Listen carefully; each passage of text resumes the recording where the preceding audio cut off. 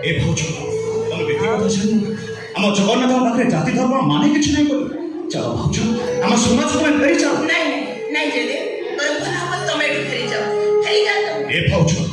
तुम से दिन मते बचाई मोर सब दर्शक निज मुंड पर अपराधी हो गल निज स्वामी सहित संसार करने पूर्व तुम 4 वर्ष जेल सजा भोगिल निज अखिर लुक ओठरे भी निजे दिन शौच शरीर भया चल भाज जाति धर्म तिनिकार उड़े तुमको आम घर को नहीं चल भाज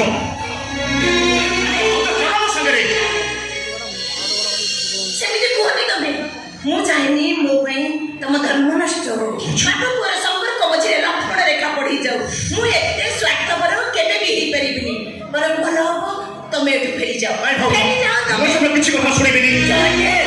आम घर को जीवन पड़ो चल भाज तमे मते बाध्य करनी तुमको मो नियम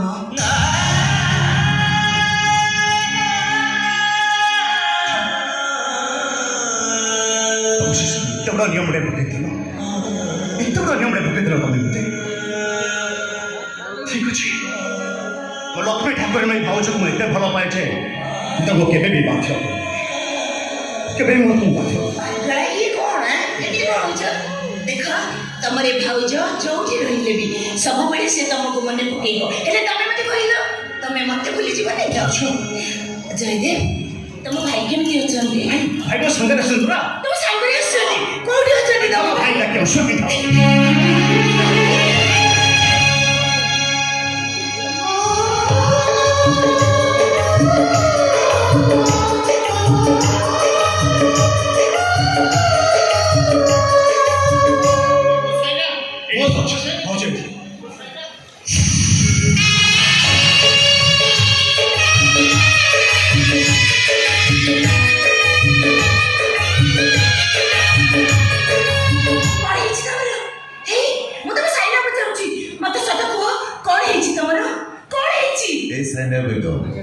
से दिन मुझे तुमको निज इच्छा बह करी भाई स्वार्थपर समाज सब संपर्क तुटे तमरी हाथ धरी बाट चलि विधिर विधान थिला बड़ विचित्र मो सान भाई की बचाई तुम अपराधी नहीं गल तुमको सजा नहीं गल आई कथा भावी भावी मोर गोटे एक्सीडेंट हो गल एक्सीडेंट मोर 2टा जाक आखि मो हर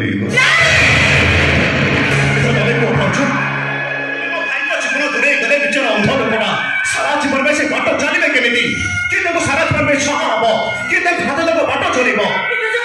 4 वर्ष अपेक्षा मत जमी 4 जुग बड़ी लगुच मत जमी लगुच निश्वास बंद हो तुम बिना जगन्नाथ मिश्र बचा असंभव भावी जदि तुम तुम दुनिया को मत नहीं जाओ तुम जदि आम धर्म नष्ट हो तुम तुम धर्म को मत नहीं जाओ से संसार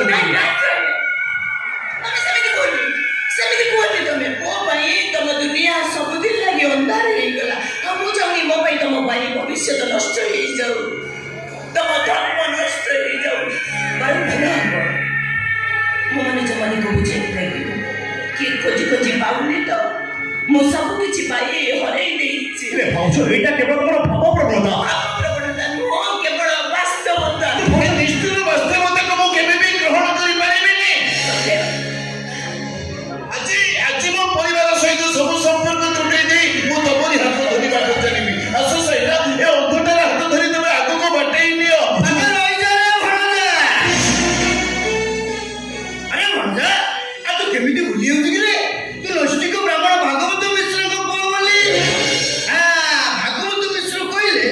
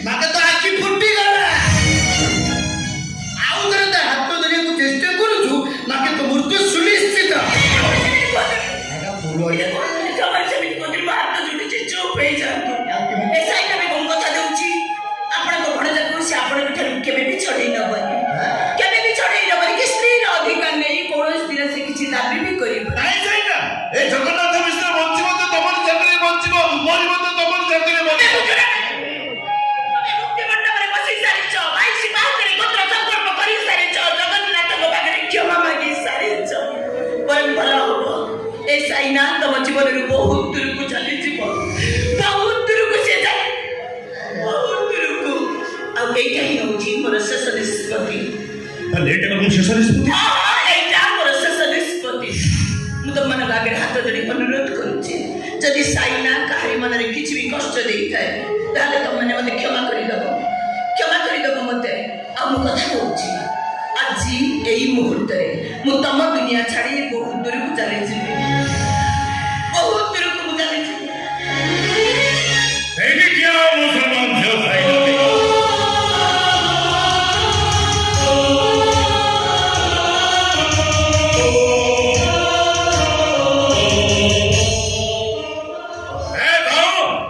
ମୋ ପାଦ ସ୍ପର୍ଶ କଲେ ମୋ ଗାଈ ଅପବିତ୍ର ହେଇଯିବ,